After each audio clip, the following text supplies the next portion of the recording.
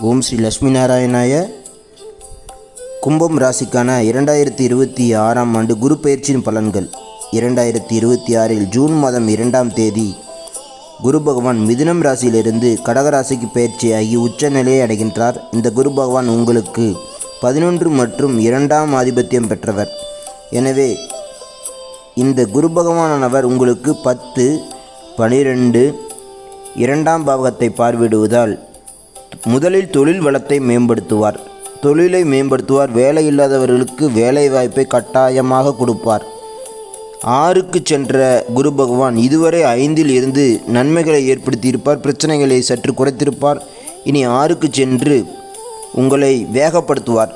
உங்களுடைய வேலை வாய்ப்பைக்கும் உங்களுடைய முன்னேற்றத்திற்கும் உழைக்கும்படிக்கு உங்களை முன்னேற்றுவதற்கு ஏதுவாக உங்களை வேகப்படுத்துவார். அது மட்டுமல்லாமல் 2ஆம் பாவகத்தை பார்க்கின்ற குரு தனகுருவாக செயல்பட்டு தனலாபத்தை கொடுப்பார், வருமானத்தை அதிகரிப்பார், சயனபோகத்தை கொடுப்பார், நல்ல தூக்கத்தை கொடுப்பார். எனவே நன்கு தூங்கலாம், நல்லது ஒரு நிம்மதியான ஒரு சொகுசான வாழ்க்கைக்கு அழைத்து செல்வார். இருப்பினும் விரய செலவுகள் ஏற்படும். விரய செலவுகளை சுப விரயமாக மாற்றி வீட்டுக்கு தேவையான பொருட்களை வாங்கலாம். உடல் ஆரோக்கியத்திற்காக நீங்கள் சில செலவுகளை செய்து உடல் பயிற்சி மையத்திற்கு சென்று உடல் ஆரோக்கியத்தை மேம்படுத்தலாம். தேவையான மருந்து மாத்திரைகள் வாங்கலாம். இந்த குரு பயிற்சியானது 10ஆம் பாவகத்தை பார்ப்பதன் மூலம் உங்களுடைய பூர்வ புண்ணியங்கள் வலுக்கும்.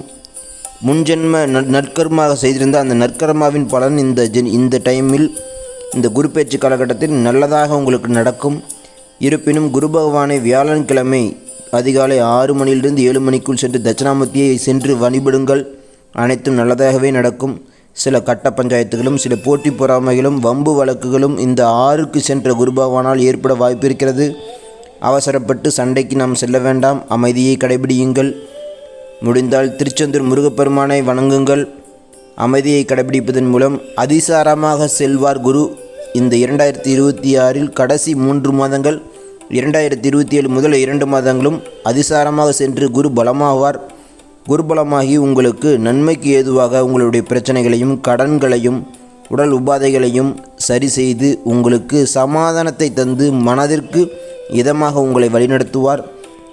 இதுவரை திருமணம் ஆகாத கும்பராசினர்களுக்கு திருமண வரன் கிடைப்பதற்கும் உதவி செய்வார்.